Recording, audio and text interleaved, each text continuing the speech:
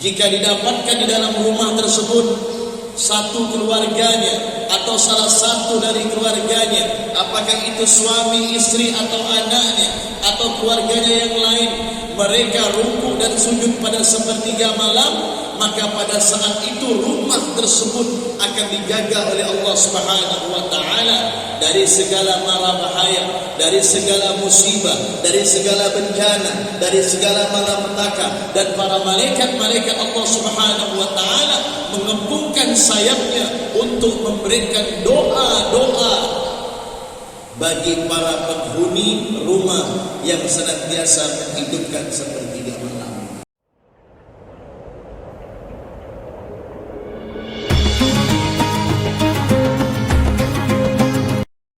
Bismillahirrahmanirrahim.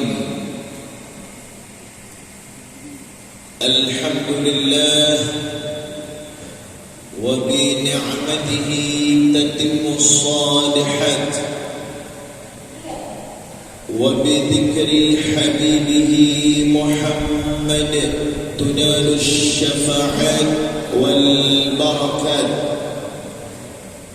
Allahumma salli wa sallim ala sayyidi sadat sayyidina Muhammad wa ala ali Muhammad wa qarabati Muhammad wa dhurriyyati sayyidina Muhammad ila yaumil mi'ad. Subhanaka la ilma lana illa ma 'allamtana innaka antal alimul hakim. Rabbi shrah li sadri wa yassir li amri wahlul 'uqdatan min lisani yafqahu qawli. Assalamu alaikum warahmatullahi wabarakatuh.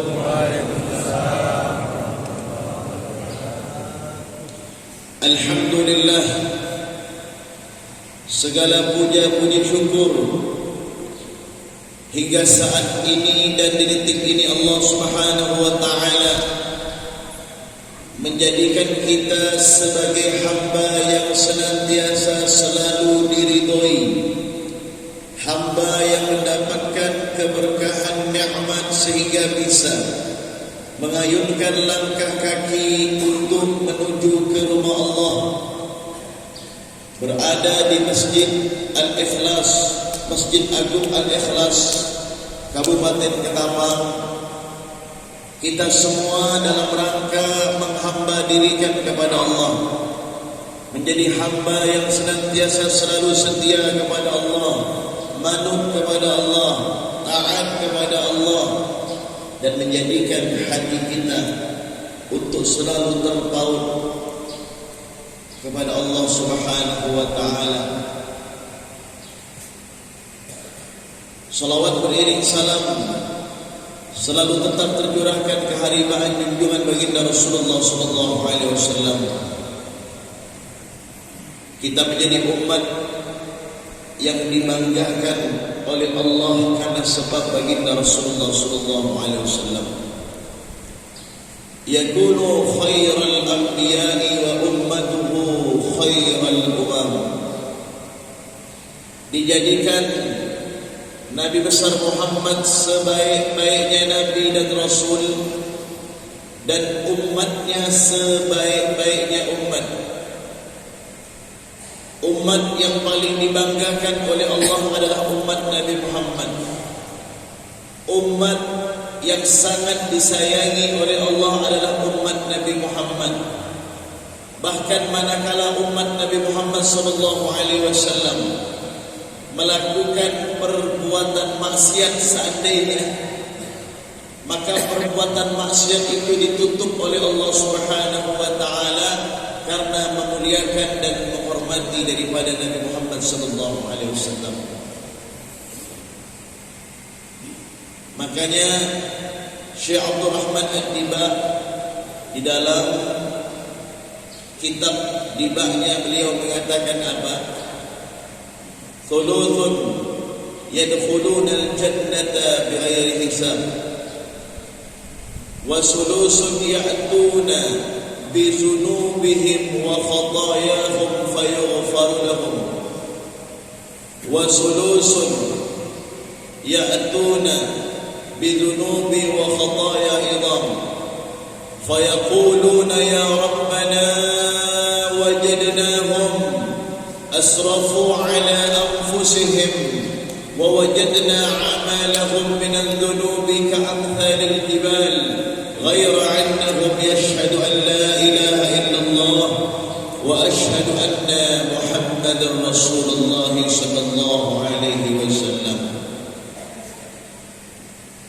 Sepertiga golongan umat Nabi Muhammad ada yang dimasukkan surga tanpa hisab, tidak ada hisab, yaitu mereka para anbiya dan mereka orang-orang yang berjuang di jalan Allah, mati syahid di dalam membela agama Allah Subhanahu wa taala. Dan sepertiga golongan lagi yang datang kepada Allah Subhanahu wa taala dengan membawa dosa dan dosanya juga diampunkan oleh Allah Subhanahu wa taala. Dan ada sepertiga golongan yang dosanya ini melampaui daripada apa yang ada di bumi sampai menyentuh kepada dinding-dinding langit. Kemudian mereka datang bertaubat, memohon ampun kepada Allah Subhanahu wa taala. Dan pada saat itu malaikat berkata kepada Allah, fayaquluna ya Rabbana, wahai para malaikat, wahai Allah, kami para malaikat-malaikatmu yang telah diberikan mandat dan amanah untuk mencatat daripada amal kebajikan dan amal keburukan hamba-hamba dan umat baginda Rasulullah sallallahu alaihi wasallam, wajadnahum, kami mendapatkan mereka umat Nabi Muhammad itu asrafu ala anfusihim, mereka telah melampaui batas perbuatan maksiat mereka, bumi pun tidak sanggup untuk menampung dosanya. Apa kata Allah Subhanahu wa taala? Idhabu fazinu, wahai malaikatku, kamu aku perintahkan untuk menimbang amal-amal mereka. Idhabu fazinu, pergi kalian dan kalian timbang amal-amal daripada umat Nabi Muhammad. Kemudian malaikat menyatakan tidak ada kebaikan ya Allah yang mereka lakukan, ghaira annahum, hanya saja mereka pernah mengagungkan dirimu, bersyahadat kepadamu dan mengagungkan nabimu, bersyahadat kepada Nabi Muhammad sallallahu alaihi wasallam. Apa kata Allah Subhanahu wa taala? Adkhiluhumul jannata bi rahmati, masukkan mereka semuanya ke dalam surgaku karena kasih dan sayangku kepada nabinya Muhammad sallallahu alaihi wasallam. Hadirin wal hadirat, para orang-orang tua kami yang dimuliakan Allah, di sini hadir para pengurus Masjid Agung Al-Ikhlas beserta imam, para muadzin dan para makmum yang istiqamah, dan juga hadir daripada orang-orang tua kita, para guru-guru mulia kita, yang mohon maaf tidak saya sebutkan namanya satu persatu tanpa mengurangi rasa hormat kami kepada mereka semuanya. Panitia sedikit menyampaikan bahwasanya Habib tolong disinggung tentang peristiwa Isra wal Mi'raj. Maka tentunya kita akan mengkaitkan tentang apa program yang dilakukan oleh Suling setiap harinya, yang mana kita sangat begitu bangga di Kabupaten Ketapang ini ada program subuh, yaitu Suling Subuh Keliling. Kalau di Pontianak itu safari fajar. Kalau di Kabupaten Mempawah itu sajadah fajar, ya. Kalau di Melawi itu pejuang subuh. Artinya semua yang kita lakukan ini semerta-merta ingin meraih daripada ridha Allah Subhanahu wa taala. Wa minal laili fatahajjad bihi nafilatan lak asa an yab'athaka rabbuka maqaman mahmuda. Dari sepertiga malam. Sepertiga malam itu kata para ulama itu dilihat dari waktu setelah Isya. Ada yang mengatakan waktu setelah Isya. Waktu setelah Isya itu bisa di atas jam 1. Di atas jam 1, jam 2, jam 3 dan seterusnya. Artinya sebelum sahur itu waktu sepertiga malam. Fatahajjat bihi, maka mereka orang-orang yang diberikan anugerah taufik oleh Allah dalam hatinya, mereka bangun melaksanakan salat tahajud. Maka kita melihat bagaimana Rasul sallallahu alaihi wasallam di saat dijemput oleh malaikat Jibril alaihi salam. Beliau dijemput oleh malaikat Jibril bersama para malaikat-malaikat yang lainnya karena mendapatkan amanah untuk bertemu kepada Allah Subhanahu wa taala. Maka perjumpaan baginda Nabi Muhammad sallallahu alaihi wasallam menemui Allah Subhanahu wa taala itu terjadi pada sepertiga malam. Makanya di dalam ayat Bani Israel itu, dalam surah Al-Isra itu disebut apa? Asra bi'abdihi laylan. Asra itu kalau dalam bahasanya Pak, perjalanan malam hari yang dilakukan oleh Nabi Muhammad SAW. Beliau diperjalankan pada malam hari. Asra. Kalau sudah masuk kalimat asra, berarti perjalanan itu tidak di pagi hari, tidak di subuh hari, apalagi di siang hari, pasti pada malam hari, tepatnya sepertiga malam. Lailan, ini nakirah, artinya perjalanan yang sangat begitu singkat. Makanya di dalam kitab Dardir Mi'raj yang dikarang oleh Syekh Muhammad Najamuddin Al-Khayti, bahkan dikuatkan di dalam kitab Nurul Salam, sarah daripada Aqidatul Awam, Nabi Muhammad itu pulang dari pelaksanaan Isra wal Mi'raj sampai bertemu kepada Allah, sampai mendapatkan perintah salat, itu pulangnya sebelum azan subuh. Maka artinya apa? Orang-orang yang ingin mendapatkan kedudukan yang tinggi di sisi Allah Subhanahu wa taala, orang-orang yang ingin mendapatkan martabat yang khusus yang disebutkan maqam mahmuda. Maqam itu kedudukan al-mahmuda, kedudukan yang termulia, terpuji di sisi Allah Subhanahu wa taala, harus melazimi, membiasakan dirinya untuk sering bangun malam di dalam melaksanakan ketaatan kepada Allah Subhanahu wa taala.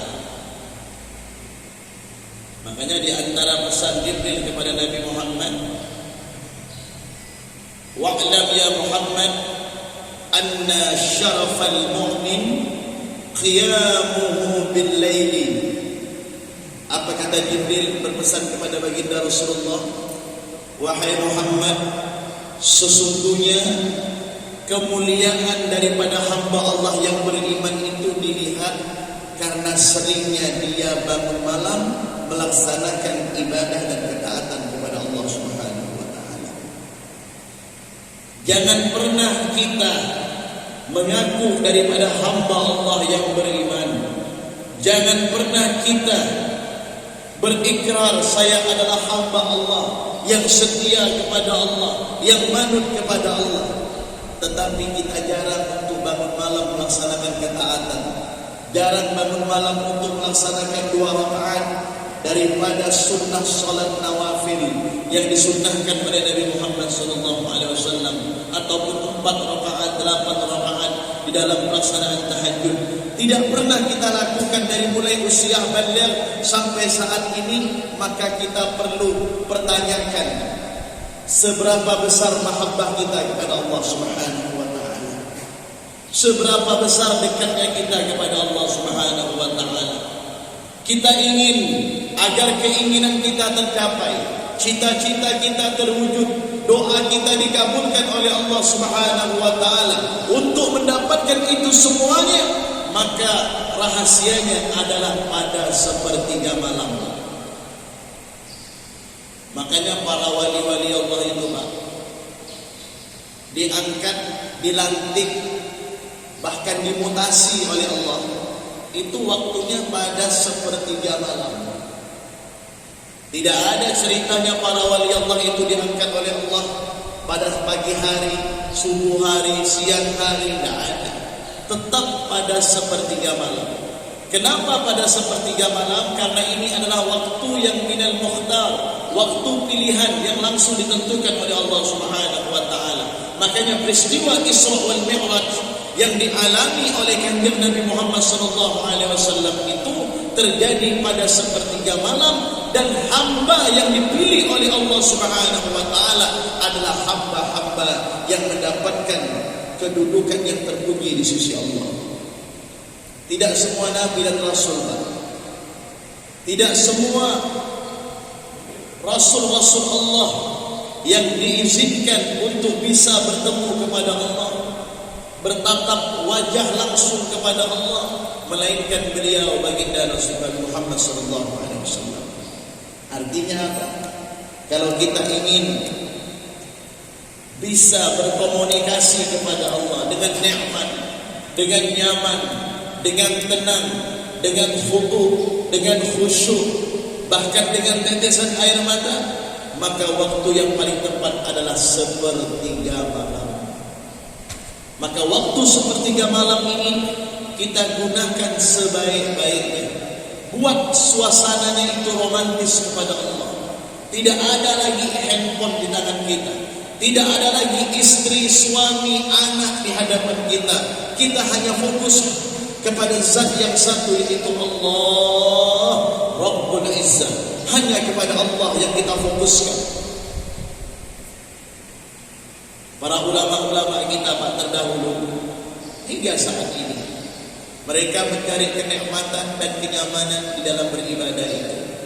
Selain melaksanakan yang wajib, selain mereka membaca Al-Quran, selain mereka bersalawat kepada baginda Rasulullah, maka mereka mencari waktu yang khusus itu pada sepertiga malam.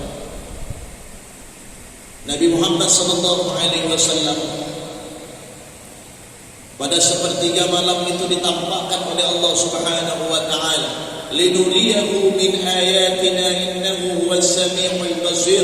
Allah tampakkan daripada tanda-tanda kebesaran Allah Subhanahu wa taala itu terjadi pada sepertiga malam.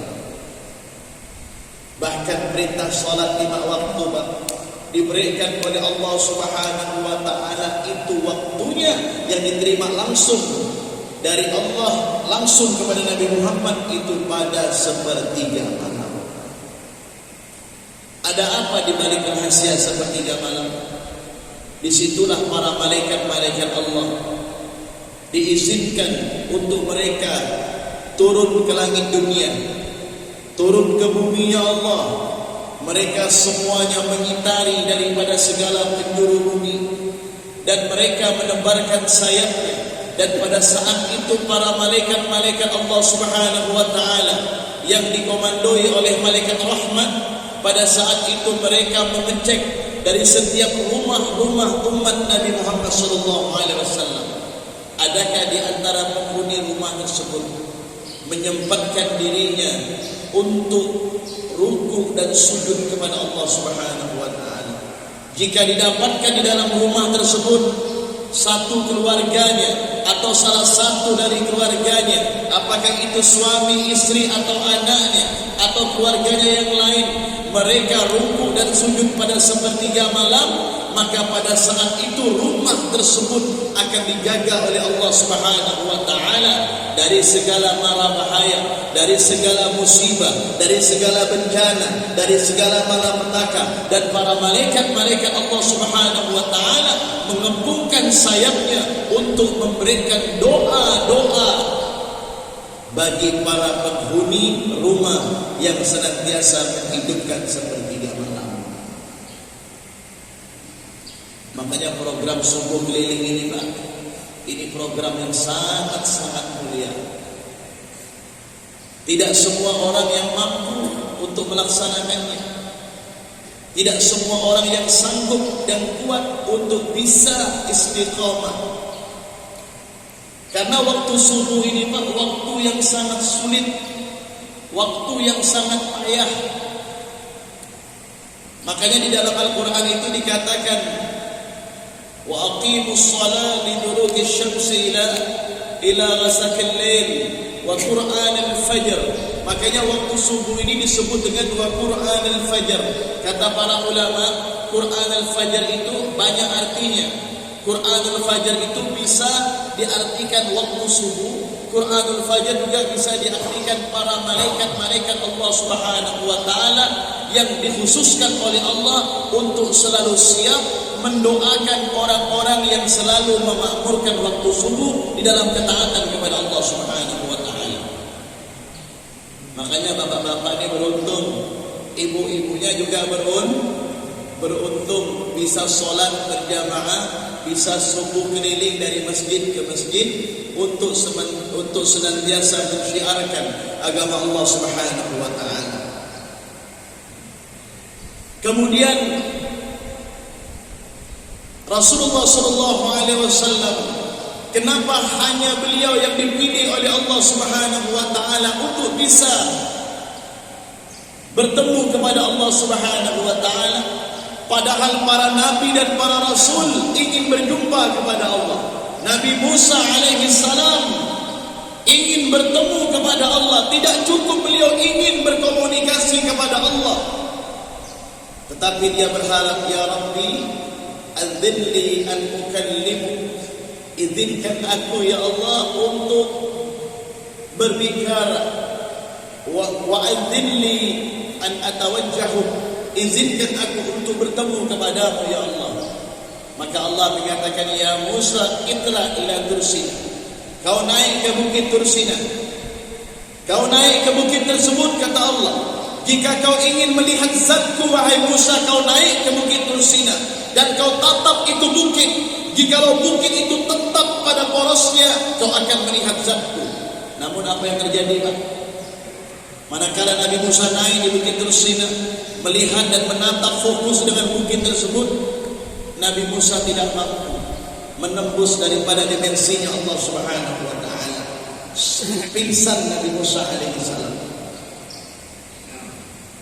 Tidak sanggup semua para nabi dan para rasul, melainkan beliau Nabi kita Muhammad sallallahu alaihi wa ala alihi wa wasallam.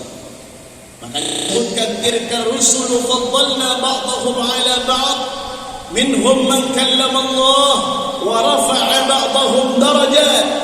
Rasul-rasul itu, kata Allah, aku berikan keutamaan antara mereka dengan sebagian yang lain. Di antara mereka ada yang mampu berkomunikasi kepada Allah. Di antara mereka ada yang dilahirkan oleh Allah tanpa adanya ayah, yaitu Sayyidina Isa alaihi wassalam. Di antara mereka ada yang mampu berada di dalam perut ikan selama 3 hari 3 malam, yaitu Nabi Allah Yunus. Di antara mereka yang tidak mempan dibakar oleh api.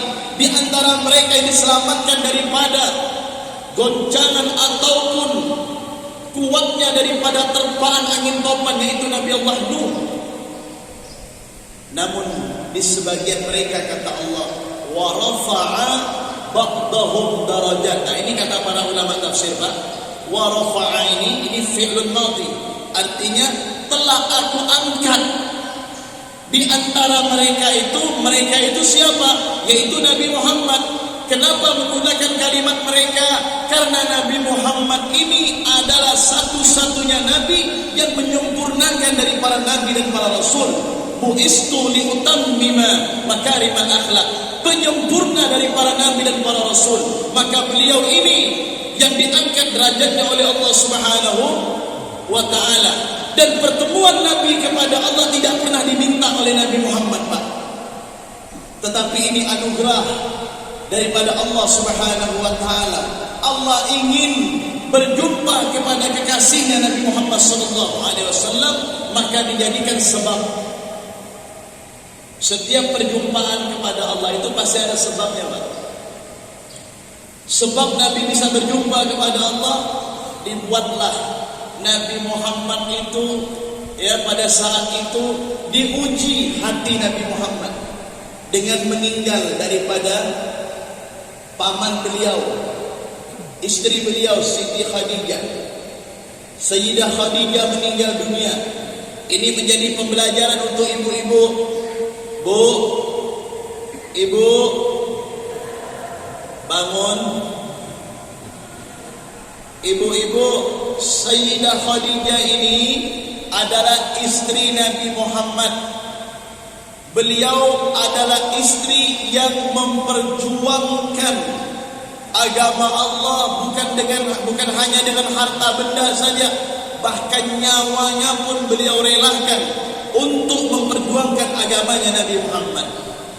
Bahkan sebelum meninggal nih, Pak, Sayyidah Khadijah itu berpesan kepada Nabi Muhammad. Kalau bahasa kita begini, wahai suamiku Rasulullah, seandainya nanti aku meninggal duluan, kemudian hartaku sudah habis, tidak ada lagi simpanan harta untuk meneruskan perjuangan dakwahmu wahai Muhammad, maka kau gali kuburanku. Kau gali kuburanku wahai Muhammad. Jikalau engkau menemukan tulang menulang yang ada di kuburanku, maka kau jadikan itu sebagai jembatan untuk meneruskan perjuangan dakwahmu wahai Muhammad. Jika kau menemukan tulang menulangku wahai Muhammad masih ada, kau jadikan tulang menulangku ini sebagai jembatan untuk meneruskan dakwahmu wahai Muhammad. Saking mendukungnya, memberikan semangatnya Sayyidah Khadijah dengan perjuangan baginda Rasulullah sallallahu alaihi wasallam. Meninggal di Siti Khadijah, tidak lama menyusul paman beliau Abu Talib meninggal dunia. Dua orang manusia yang dicintai oleh Nabi Muhammad meninggal dunia. Maka di dalam sejarah itu, di dalam kitab itu disebutkan apa? Pada tahun itu disebut Amul Huzun, tahun kesedihan. Artinya apa? Nabi Muhammad itu bukan Nabi Muhammad bersedih berlarut-larut, bukan. Memang pada saat itu tahun kesedihan. Bagi siapa?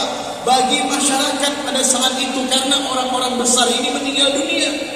Dan Nabi Muhammad pun terasa, Pak. Terasa Nabi Muhammad.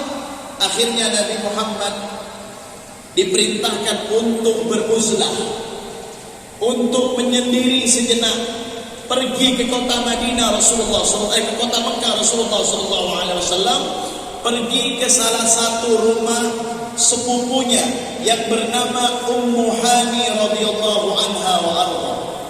Di situ Nabi Muhammad beruzlah.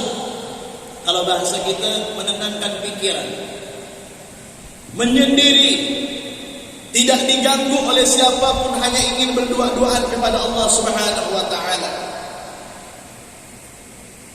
Sepakat para ulama hingga pada malam 27 Rajab, 15 abad yang lalu kalau hitungan kalender kita, hingga waktu 27 Rajab itu datang, maka datanglah Jibril, Mikail, Israfil, dan pada saat itu juga ada yang mengatakan yaitu Ismail, sahabat daripada malaikat Jibril alaihissalam.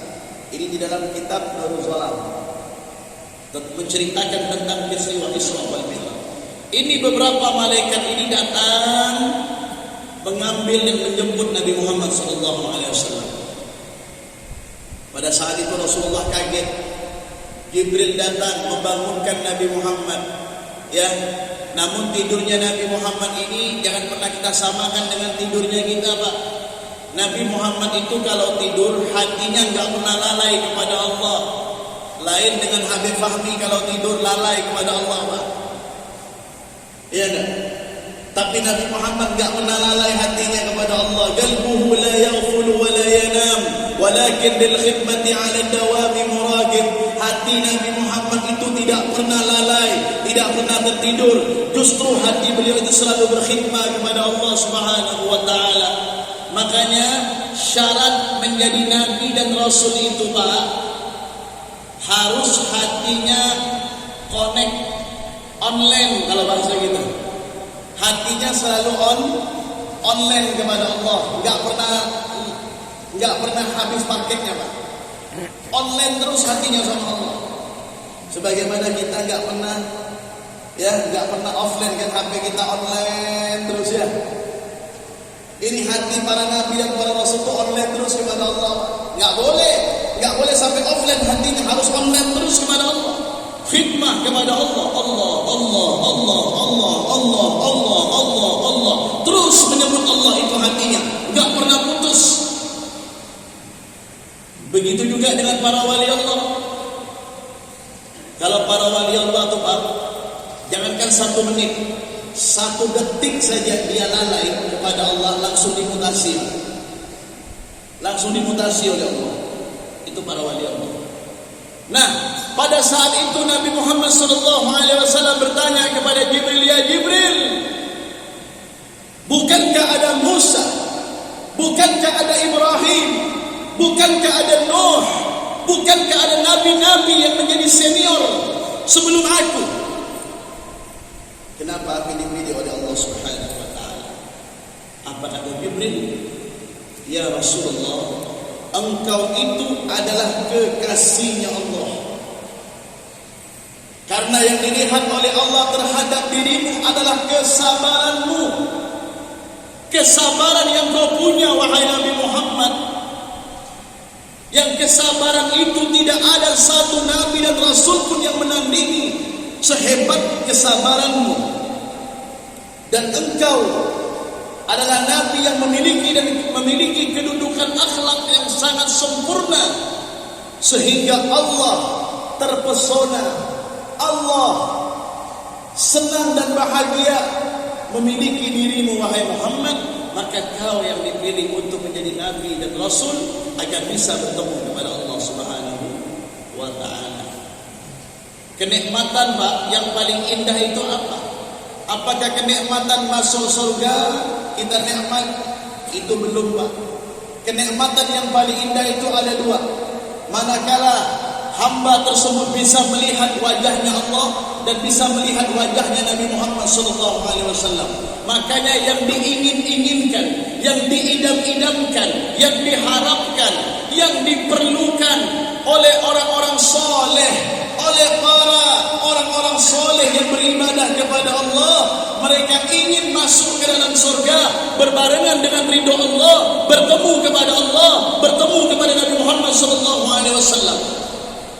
Itu yang diinginkannya, bukan ingin bidadari, bukan ingin buah-buahan dan lain sebagainya dari dalam surga, itu bukan. Tetapi kenikmatan yang paling lezat, yang paling nikmat, manakala kita bertemu kepada Zatullah, bertemu kepada Nabi Muhammad SAW. Sesampainya Nabi Muhammad bertemu kepada Allah Subhanahu wa taala, ini saya singkat saja, Pak. Sesampainya Nabi Muhammad SAW bertemu kepada Allah, bagaimana akhlaknya Nabi manakala bertemu kepada Allah Subhanahu wa taala? Kalimat apa yang beliau ucapkan sehingga kalimat itu diabadikan di dalam salat kita? At-tahiyatul mubarakatus salawatut thayyibatu lillah. Ini kalimat yang pertama kali yang diucapkan oleh Nabi di saat bertemu kepada Allah pada waktu beliau berada di mustawa bertemu kepada Allah Subhanahu wa taala. At-tahiyatul mubarakatus salawatut thayyibatulillah. Salam penghormatan dan keagungan, salam kesejahteraan, kemuliaan, pengagungan untuk Zat yang maha agung dan maha mulia. Apakah salamnya Nabi pada saat itu dibiarkan? Langsung disambut oleh Allah. Assalamu alayka ayyuhan nabiyyu wa rahmatullahi wa barakatuh. Assalamu alayka ayyuhan nabiyyu wa rahmatullahi wa barakatuh. Assalamu alayka, salam untukmu, ayyuhan nabiyyu, wahai nabiku, wa rahmatullah, dan rahmat Allah, wa barakatuh, dan keberkahan Allah untukmu wahai Muhammad, kata Allah. Mendengar itu Pak, Nabi Muhammad tertunduk malu Nabi Muhammad, karena yang mengucapkan salam ini adalah zatnya Allah. Tertunduk malu Nabi Muhammad. Kemudian Nabi Muhammad meminta kepada Allah, ya Rabbi, apakah salam kesejahteraan dan keselamatan itu hanya untukku? Mada tatlub ya Muhammad, kata Allah, apa yang kau minta wahai Muhammad akan aku berikan. Aku ingin daripada umat-umatku juga mendapatkan doa darimu ya Allah. Assalamu alayna wa ala ibadillahi salihin. Itu kan di dalam tahiyat Pak. Jadi tidak cukup Nabi Muhammad itu hanya minta untuk diri beliau salam kesejahteraan dan salam penghormatan serta salam keselamatan daripada Allah. Nabi juga memikirkan kita umatnya Pak, bagaimana kita juga mendapatkan salam penghormatan dan juga salam keselamatan daripada Allah Subhanahu wa taala. Maka dikatakan assalamu alayna wa ala ibadillahi as-salihin. Itu untuk kita Pak, doa untuk kita semuanya Bu. Subhanallah, betapa luhur dan mulianya daripada baginda Rasulullah sallallahu alaihi wasallam. Maka kita selaku umat Nabi Muhammad sallallahu alaihi wasallam di dalam memahami peristiwa Isra wal Mi'raj ini, apa yang bisa kita ambil daripada pembelajaran ataupun hikmah? Jangan pernah kita menyia-nyiakan harapan Nabi Muhammad sallallahu alaihi wasallam. Apa harapan Nabi Muhammad? Yaitu kita diperintahkan untuk melaksanakan sholat, untuk melaksanakan sholat yang awalnya 50 waktu mendapatkan diskon kortingan jumlah sehingga menjadi 5 waktu. Ini tolong Pak, bukan hanya kita para orang tuanya saja ini yang ke masjid, kita ajak anak-anak kita Pak ke masjid. Kita ajak istri kita ke masjid kalau memang ibu-ibu ya mau ke masjid, karena yang namanya perempuan ini tidak dipaksa. Tapi yang wajib adalah laki-laki, bukan wajib, artinya yang diharuskan. Ya. Yang diharuskan untuk datang ke masjid melaksanakan sholat 5 waktu adalah kita kaum pria yang sudah baligh, yang sudah berakal. Kalau perempuan ini terserah mereka mau pergi fadhal, enggak mau, karena kalau kita melihat di dalam hadis itu khairul tempat, sebaik-baiknya tempat sujud bagi wanita itu adalah di dalam rumahnya. Tapi kalau pergi ke masjid gimana ibu saya suaminya? Habib boleh enggak apa-apa, bagus. Yang penting ibu-ibu pergi ke masjid ya jangan terlalu banyak berdandan saja. Bu, dengar suara Habib Bu? Ibu dengar enggak? Pergi ke masjid jangan disamakan seperti pergi kondangan. Merah, last on. Jangan. Ini kita menghadap Allah. Wah, ada ibu-ibu yang kan harus cantik Ustaz, harus wangi Ustaz. Pakai dalil lagi, innallaha jamilun yuhibbul jamal katanya. Allah itu kan indah dan senang kepada yang indah-indah. Jangan diplesetkan itu terjemahannya. Khusus ibu-ibu, Habib pesan, ibu ikut suami ke masjid, ikut anak ibu ke masjid, ya biasa-biasa saja. Yang penting menutupi aurat, mukenahnya rapi, ya kan? Apalagi musim sekarang kan pakai masker, kan begitu ya, supaya aman. Ya, jangan kita pakai semprot minyak wangi. Ibu-ibunya nih, kalau bapak-bapak tidak apa-apa. Ini jadi 1 kilo udah keciuman baunya. Nah, boleh. Minyak wangi itu, aroma badan kita, aroma wangi kita itu hanya diperuntukkan untuk suami saja. Ya, baik. Yang terakhir, pesan Nabi Muhammad, karena kuenya udah keluar.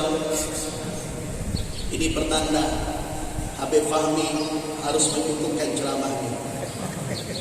Ya, terakhir sebelum syuruk, terakhir Pak, tadi pesan Nabi Muhammad, laksanakan sholat 5 waktu, usahakan kita sholat berjamaah di masjid.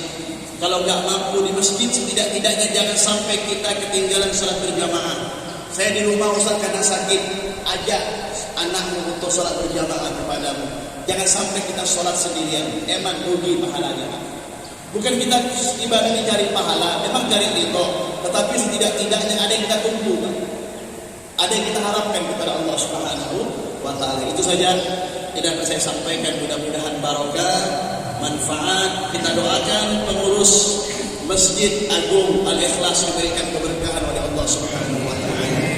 Dari mulai ketua masjidnya, seksi ibadahnya, para takmir-takmirnya, makmumnya, imamnya, semua muadzinnya, mudah-mudahan masuk surga semuanya. Jamaah suling, para orang-orang tua kita juga diberikan keberkahan dan masuk surga oleh Allah Subhanahu wa Ta'ala. Panjang umur, sehat walafiat. Ya, karena syarat masuk surga itu harus mati dulu, Pak. Jangan cepat-cepat matinya. Kan begitu. Yang penting berkah umur, masuk surga. Amin ya rabbal. Baik, kita hadiahkan Fatihah ini, ya.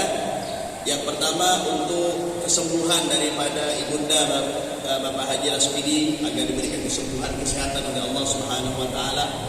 Karena ibunda beliau kurang sehat ya Pak Haji. Kita doakan sehat walafiat, dan juga para orang-orang tua kita agar diberikan kesehatan, keberkahan. Yang mereka enggak sempat hadir di suling ini, mudah-mudahan besok lusa mereka akan hadir, disehatkan kembali, dipulihkan kembali. Ala hadhihi niyyah wa likulli niyatin shalihah. Al-Fatihah.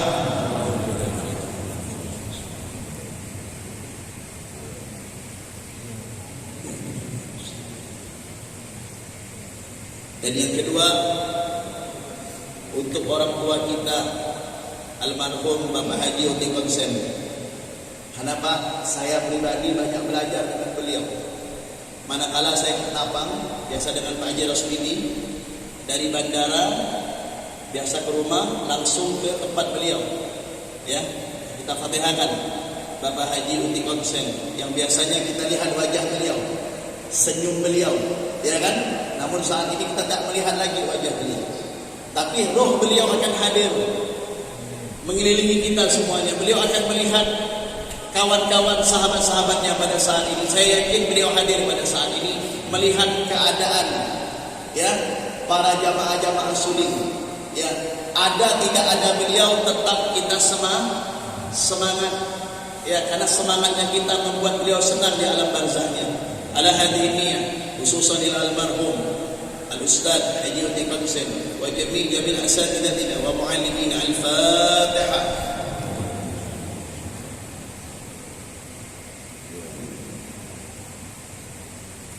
Bismillahirrahmanirrahim. Alhamdulillahirabbil alamin. Wassalatu wassalamu ala asyrafil anbiya'i wal mursalin sayyidina Maulana Muhammadin wa ala alihi wa sahbihi ajma'in. Rabbana faghfir lana wa liwalidina warhamhum kama rabbawna shighara. Rabbana atina fid dunya hasanah wa fil akhirati hasanah wa qina adzabannar. Wassallallahu ala sayyidina Muhammadin wa ala alihi alihi wasallam. Walhamdulillahirabbil alamin. Assalamualaikum warahmatullahi wabarakatuh.